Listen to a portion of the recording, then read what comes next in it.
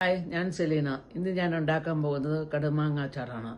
Easy and colourful and tasty ആയിട്ടുള്ള കടുമാങ്ങ അച്ചാർ. ഞാൻ മാങ്ങ തൊണ്ട് കളഞ്ഞ് ചെറുതായിട്ട് അരിയാൻ പോവുകയാണ്.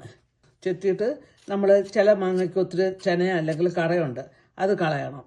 ഞാൻ പീലർ ഉപയോഗിച്ചാണ് തൊണ്ട് ചെത്തുന്നത്. പരിചയമില്ലാത്തവർക്കൊക്കെ പീലർ ഉപയോഗിച്ച് തൊണ്ട് കളയുന്നതാണ് നല്ലത്.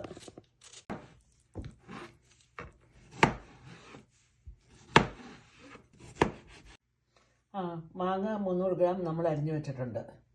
ഇനി മാങ്ങ അച്ചാർ ഉണ്ടാക്കാൻ പോവാണ്. അതിനുള്ള ചേരുവകളെല്ലാം ഞാൻ കൃത്യ അളവിൽ അരിഞ്ഞു വെച്ചിട്ടുണ്ട്. പുതിയതായിട്ട് ഉണ്ടാക്കുന്നവർക്ക് ഈസി ആകാൻ വേണ്ടിയിട്ടാണ്.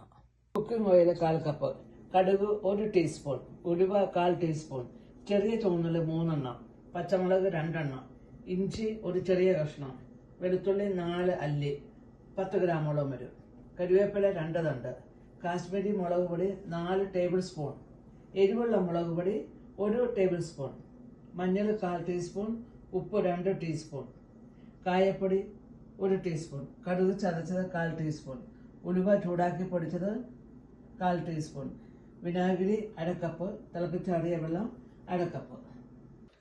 ഞാനിപ്പോൾ അച്ചാറുണ്ടാക്കാൻ വേണ്ടിയിട്ട് സ്റ്റൗവിലൊരു പാത്രം വെച്ചിട്ടുണ്ട്. അത് പാത്രം ചൂടായി. ഞാൻ എണ്ണ ഒഴിക്കാൻ പോവുകയാണ്. നമ്മുടെ എണ്ണ ചൂടായി. ഞാൻ കടുക് ഇടാൻ പോവാണ്. കടുക് പൊട്ടാൻ തുടങ്ങി. നിങ്ങൾ സൗണ്ടൊക്കെ കേൾക്കുന്നുണ്ടല്ലോ. ഞാൻ ഉലുവയും കൂടി ഇട്ട് ഉള്ളി ഇട്ടേക്കാം.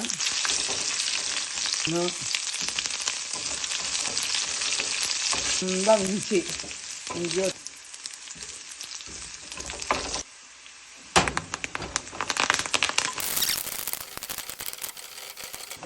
കൂടി തീ കുറച്ച് മുളകിടാം, അല്ലെങ്കിൽ മുളക് വാങ്ങിപ്പോയെങ്കിലോ.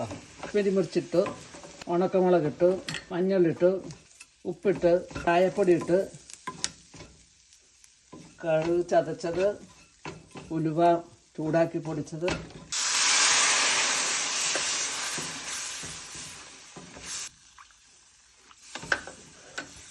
പിന്നെ ഇനി നമുക്ക് നല്ലപോലെ ഒന്ന് ചൂടായിക്കോട്ടെ. മാങ്ങ ഇടാം. മാങ്ങ ഇട്ട് കഴിഞ്ഞിട്ട് നിങ്ങൾക്ക് തോന്നുവാണ് അത്ര ശകലം ലൂസായില്ലെങ്കിൽ നമുക്ക് പിന്നെയും വെള്ളം തിളപ്പിച്ചാൻ വെച്ചിട്ടുണ്ട്, അത് നമുക്ക് യൂസ് ചെയ്യാം. ഇപ്പം നമ്മൾ മാങ്ങക്കറി റെഡിയായി. ഇനി അതിനെ ഒരു ഗ്ലാസ് ജാറിനകത്തേക്ക് ഇടണം.